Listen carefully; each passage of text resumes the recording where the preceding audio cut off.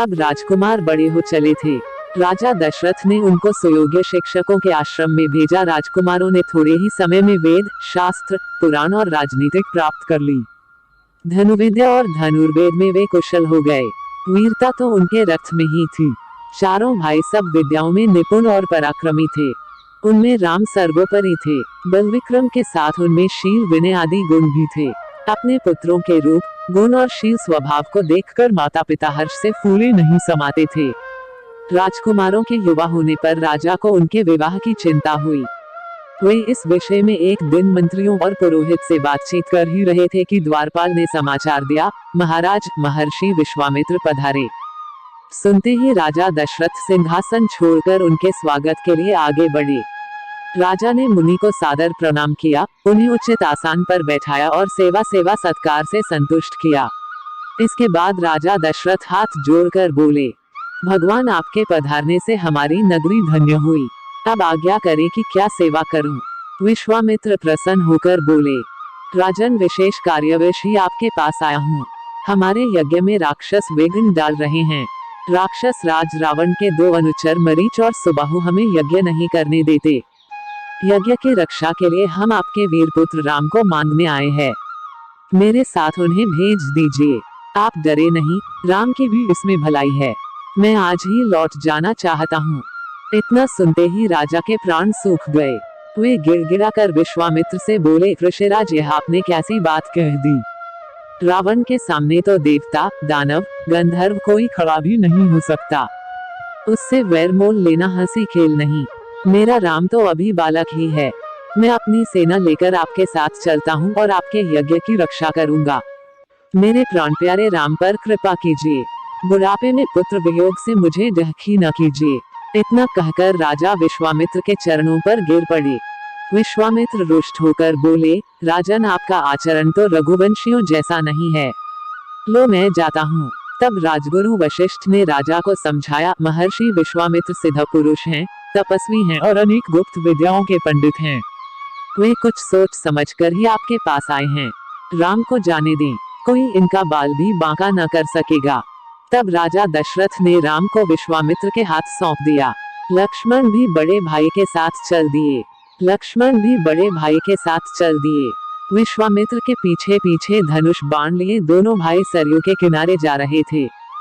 जब वे 3 कोस दूर निकल गए, तब विश्वामित्र ने कहा, तुम दोनों भाई नदी में आचमन कर मेरे पास आओ। मैं तुम्हें बला अतिबला नाम की गुप्त विद्याएं सिखाना चाहता हूँ।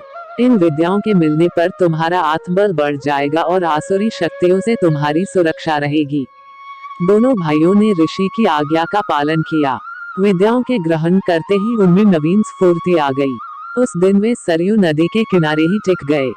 अगले दिन वे सरयू के किनारे किनारे फिर आगे बढ़े। सरयू और गंगा के संगम पर उन्होंने गंगा पार की। अब वे एक भयानक वन में पहुँचे, जहाँ तलहटी, सिंह, सुअर दिखाई पड़ने लगे। हिंसक पशुओं की आवाजों से वन गूंज रहा था। महर्षि विश्वामित्र ने बताया, यहाँ से 2 कोस की दूरी पर तड़का रहती है। वह बड़ी बलवती, भयानक और दुष्टा है। उसने अपने पुत्र मारीच की सहायता से यहाँ के जनपदों को उजाड़ दिया है। अब तो यहाँ भयानक वन ही तुम देख रहे हो। आज तुम्हें उसका संहार करना है। स्त्री समझकर उसे छोड़ना ठीक न होगा। श्री राम ने उत्तर दिया, मैं आपकी आज्ञा का अवश्य पालन करूंगा। यह कहकर उन्होंने धनुष की डोरी खींचकर छोड़ दी। उसकी टंकार से दिशाएं गूंज उठी। महाराक्षसी ताड़का भी उसे सुनकर एक बार घबरा गई और फिर गरजती हुई दौड़ी। राम के पास पहुंचकर उसने धूल धूल का बादल उड़ाया और वह पत्थरों की वर्षा करने लगी। राम ने उसे बाणों से घायल कर दिया। तब ताड़का अपनी लंबी बाहें फैलाकर राम पर झपटी। वह अदृश्य होकर घायल कर दिया। तब ताड़का अपनी लंबी बाहें फैलाकर राम पर झपटी। वह अदृश्य होकर फिर पत्थर बरसाने लगी। राम ने उसे चारों ओर से बाणों से घेर लिया। फिर उसके हृदय में उन्होंने ऐसा तीक्ष्ण बाण मारा कि वह हरहरा कर गिर पड़ी। विश्वामित्र ने राम को गले से लगा लिया। प्रसन्न होकर ऋषि ने दंड चक्र, काल चक्र, ब्रह्मास्त्र आदि अनेक दिव्य राम को दिए। राम और लक्ष्मण को साथ लिए मुनि विश्वामित्र अपने तक आगे बढ़े। महर्षि विश्वामित्र का यही आश्रम था। आश्रम वासियों ने उनका यथोचित सत्कार किया। विश्वामित्र ने उसी दिन यज्ञ आरंभ कर दिया। 5 दिन तक यज्ञ निर्विघ्न चलता रहा। छठे दिन आकाश में घोर गर्जना सुनाई पड़ी। देखते देखते काले बादल जैसे 2 विशालकाय राक्षस वहां आ पहुंचे। इनमें से एक ताड़का का पुत्र मारीच था और दूसरा उसका साथी सुबाहु था। इन राक्षसों के पीछे बहुत बड़ी सेना भी थी। श्री राम ने मारीच पर मानवास्त्र चलाया। उसके आघात से वो मूर्छित हो गया और बहुत दूर समुद्र के पास जा गिरा।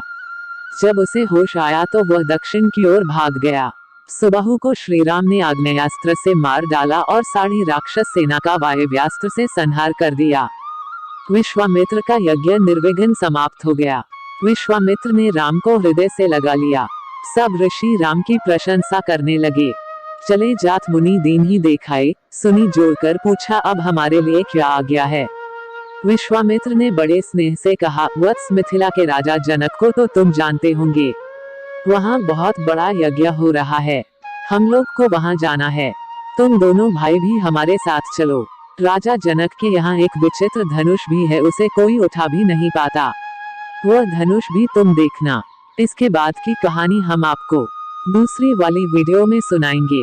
कहानी अच्छी लगी हो तो चैनल को सब्सक्राइब जरूर करें। Thanks for watching.